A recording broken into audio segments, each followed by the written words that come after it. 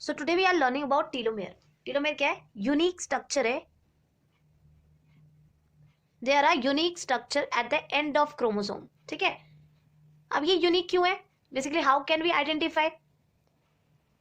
तो in the sense कि unique की यहाँ पे एक रेपिटेटिव सीक्वेंस होगा न्यूक्लियोटाइड का. ठीक है. न्यूक्लियोटाइड का रिपीटेटिव सीक्वेंस होगा. So that sequence is known as a unique sequence है, यूनिक स्ट्रक्चर है. इन दैट हमारा शॉर्ट रिपीटेटिव सीक्वेंस होगा न्यूक्लियोटाइड का. तो दैट रीजन इज टीलोमेयर. अब बेसिकली ये हमारे क्रोमोसोम्स के एंड्स पे क्यों प्रेजेंट है? तो suppose it is a chromosomes. तो क्रोमोसोम्स के एंड पे सिचुएट होता है. ठीक है. क्रोमोसोम्स के एंड पे प्रेजेंट होगा हमारा टीलोमेयर. तो why these telomeres are situated at the ends of the chromosome?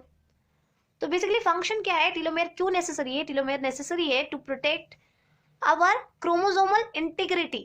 Chromosomes की इंटीग्रिटी को प्रोटेक्ट करने के लिए, एज वेल एज हमारे जीनोम की इंस्टेबिलिटी को. To protect the chromosome integrity and genomic instability. ठीक है. तो हमारा टीलोमेयर क्या है? यूनिक स्ट्रक्चर है, a short repetitive sequence in nucleotide का. At the end of the chromosome is a telomere. And telomere का सिग्निफिकेंस क्या है? बेसिकली ये प्रोटेक्ट करता है क्रोमोसोम की इंटीग्रिटी को और जीनोम की इंस्टेबिलिटी को. एंड मेनली कह सकते हैं हमारे जेनेटिक डाटा को प्रोटेक्ट करेगा. It protects our genetic data. Yes और नॉट? तो we have to be say that कि टीलोमेयर का फंक्शन क्या है? The function of the telomere function is that ये क्रोमोसोम्स को प्रोटेक्ट करता है. It protecting the chromosomes. Chromosomes को प्रोटेक्ट करेगा. ठीक है. And it separate chromosomes from one another. ठीक है. हमारा एक क्रोमोसोम दूसरे क्रोमोसोम के साथ अटैच हो सकता है, तो दे आर प्रोटेक्टिंग कि वो क्रोमोसोम आपस में अटैच ना हो. तो what it said that it separate chromosomes from one another. एक क्रोमोसोम्स को दूसरे क्रोमोसोम से सेपरेट होने से बचाएगा.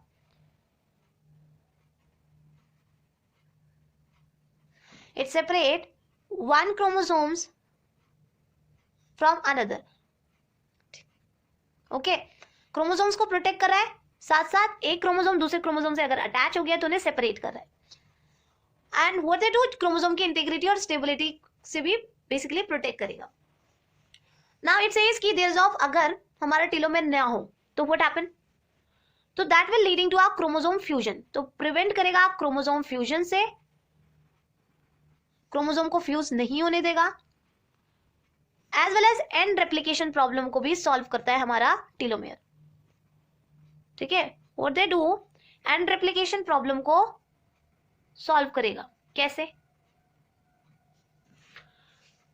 Before that we have to be see that कि हमारा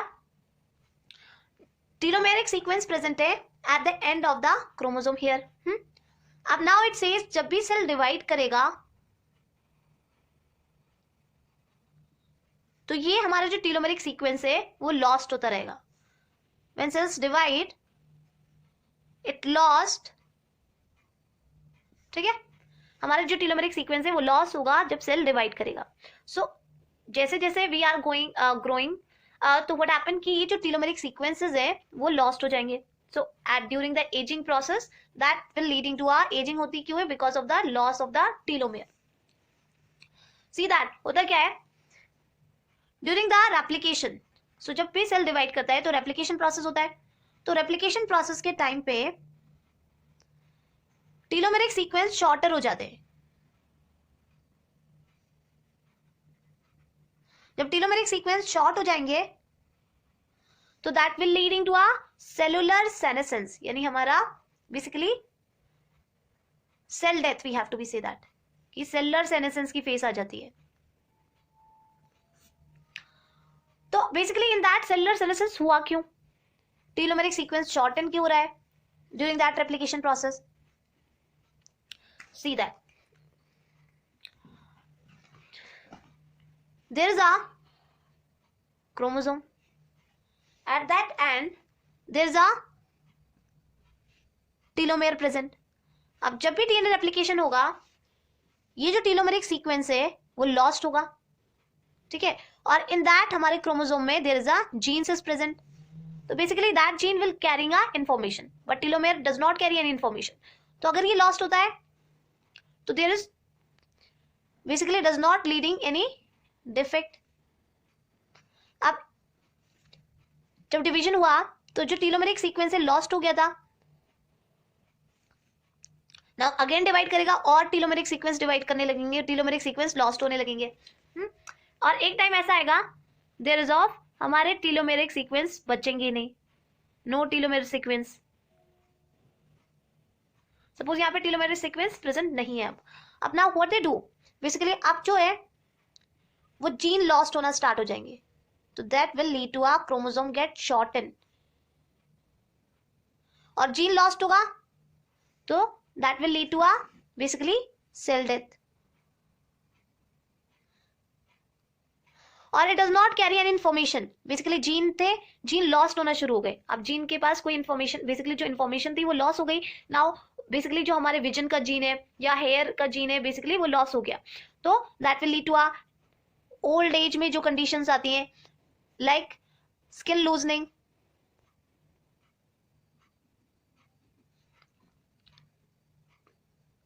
टूथ लॉस,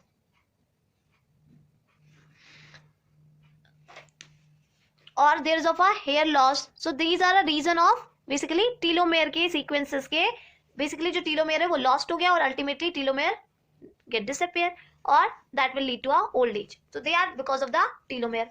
अब now we have to B prevent कि हमारा जो टीलोमेयर है ये जीन्स बच जाए, तो there is a enzyme, a telomerase enzyme present होता है। What they do, basically this telomerase enzyme क्या करता है, ऐड करता है न्यूक्लियोटाइड को,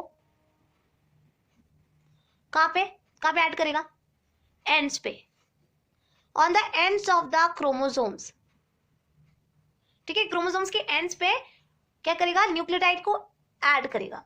तो जब वो ऐड करेगा न्यूक्लियोटाइड को तो बेसिकली क्या होगा, अल्टीमेटली जो हमारा जो टीलोमेयर सीक्वेंस है वो क्या होगा, एंड नहीं होगा, और at the time of division ये लॉस्ट होता रहेगा और टीलोमेरेज ऐड करता रहेगा, तो अल्टीमेटली क्या होगा, सेल की डेथ होगी ही नहीं, है ना।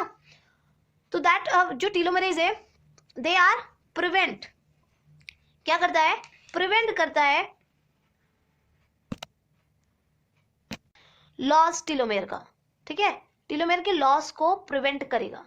तो अल्टीमेटली न्यूक्लियोटाइड को ऐड करके दे आर बेसिकली टीलोमेयर को लॉस नहीं होने देगा। तो हमारा जो टीलोमेरेज है वो कैसा एंजाइम है, they are a cellular immortalising enzyme. तो जहां पे भी प्रेजेंट होगा, जिस भी सेल में प्रेजेंट होगा उसको क्या बना देगा, इमॉर्टल बना देता है। It is a cellular immortalising enzyme. तो बेसिकली ये क्या करता है, these telomere act like a cap, ठीक है, कैप की तरह वर्क करेगा और सेल बेसिकली हमारे जो क्रोमोसोम्स हो उनके जीन्स को लॉस नहीं होने देगा। और जो टीलोमेरेज है वो ऐड करता जा रहा है इस टीलोमेरिक सीक्वेंस में और न्यूक्लियोटाइड ऐड करता जा रहा है, तो अल्टीमेटली क्या होगा, चांस ही नहीं होगा कि हमारा जो जीन है वो लॉस्ट हो जाए, है ना। सो दीज आर अ टीलोमेरेज, और ये जो टीलोमेरेज है इसका फंक्शन होता है like a reverse transcriptase enzyme की तरह फंक्शन करता है।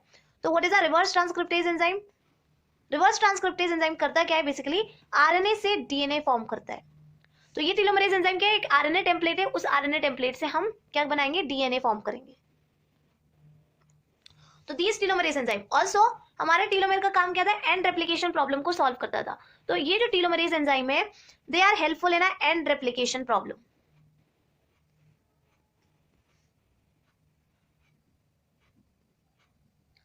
तो at the end of the chromosomes, जो हमारे क्रोमोसोम्स के जो एंड्स होते हैं उन पे क्या होता है, हमारा रेप्लिकेटिंग एंजाइम वर्क नहीं करता, क्योंकि हमारा जो रेप्लिकेटिंग एंजाइम है,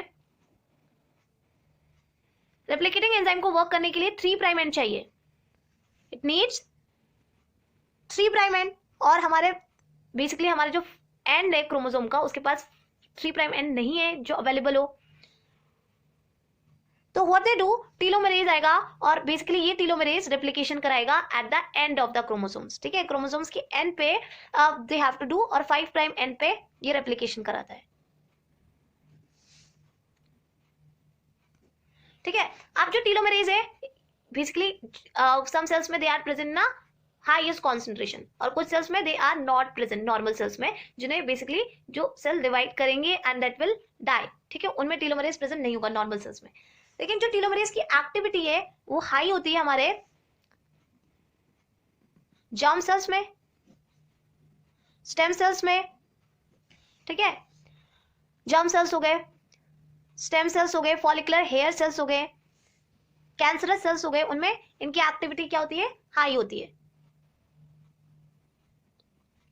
इनकी एक्टिविटी हाई होगी। सो दे कैन बेसिकली, अगर टीलोमरेज प्रेजेंट है तो देयर ऑफ टीलोमरेज की एक्टिविटी हमेशा ऑन रहेगी, तो सेल बिकम इमॉर्टल, ठीक है, सेल मॉर्टल नहीं होगा। तो जो सेल्स इमॉर्टल नहीं होते basically these are our blood cells, cancerous cells, ये इमॉर्टल होते हैं, ठीक है। तो that is a function of telomerase, अगर टीलोमरेज प्रेजेंट रहेगा तो सेल विल नॉट डाई,